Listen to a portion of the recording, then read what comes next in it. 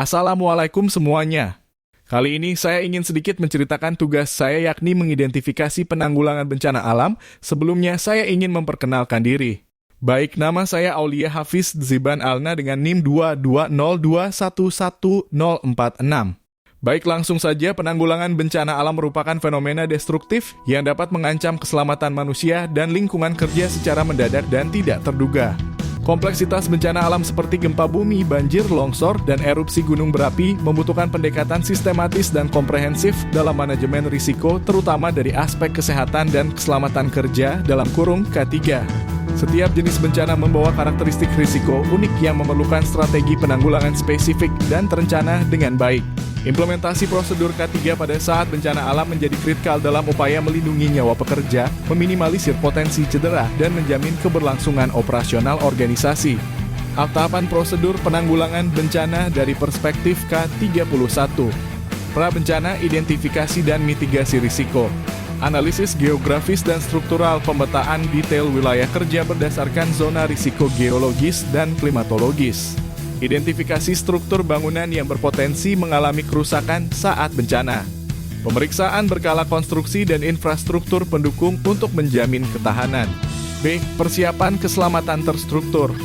Pengembangan prosedur darurat, penyusunan prosedur evakuasi mendetail untuk setiap skenario bencana. Pembuatan peta evakuasi dengan jalur alternatif. Penetapan titik kumpul dan prosedur penghitungan personil.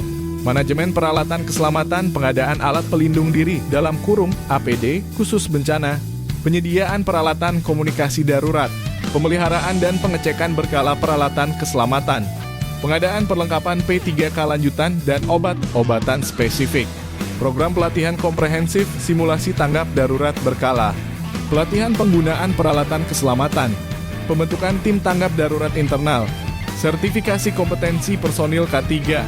2. Saat bencana, respons cepat dan penyelamatan. Sistem peringatan dini canggih, integrasi teknologi pemantauan real-time. Jaringan komunikasi cadangan. Prosedur notifikasi bertingkat. Prosedur evakuasi terstruktur, protokol evakuasi bertahap. Prioritas penyelamatan berdasarkan kondisi fisik. Mekanisme pendampingan kelompok rentan. Prosedur pencarian dan pertolongan. Prosedur pertolongan pertama lanjutan penanganan cedera kompleks. Stabilisasi kondisi medis darurat, prosedur rujukan medis cepat, manajemen risiko kesehatan sekunder, pencegahan paparan bahan berbahaya, prosedur dekontaminasi, pemantauan kondisi kesehatan pasca paparan.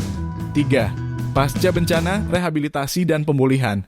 Evaluasi komprehensif, penilaian kerusakan struktural, audit menyeluruh kondisi infrastruktur, identifikasi kerusakan tersembunyi, rekomendasi perbaikan dan rekonstruksi. Analisis risiko kesehatan lingkungan, pemeriksaan kontaminan, evaluasi risiko biologis dan kimia, prosedur dekontaminasi lanjutan. B. Pemulihan holistik, rehabilitasi area kerja, pembersihan dan rekonstruksi, verifikasi kelayakan area kerja, implementasi perbaikan keselamatan, dukungan kesehatan pekerja, pemeriksaan kesehatan menyeluruh, konseling psikologis, program rehabilitasi berkelanjutan. Edukasi dan latihan 1. Simulasi bencana, ikuti latihan evakuasi dan simulasi bencana di sekolah atau komunitas. 2. Pendidikan, pelajari tentang resiko bencana dan cara menghadapi setiap jenis bencana. 3. Keterlibatan keluarga, ajak semua anggota keluarga terlibat dalam persiapan dan latihan bencana alam.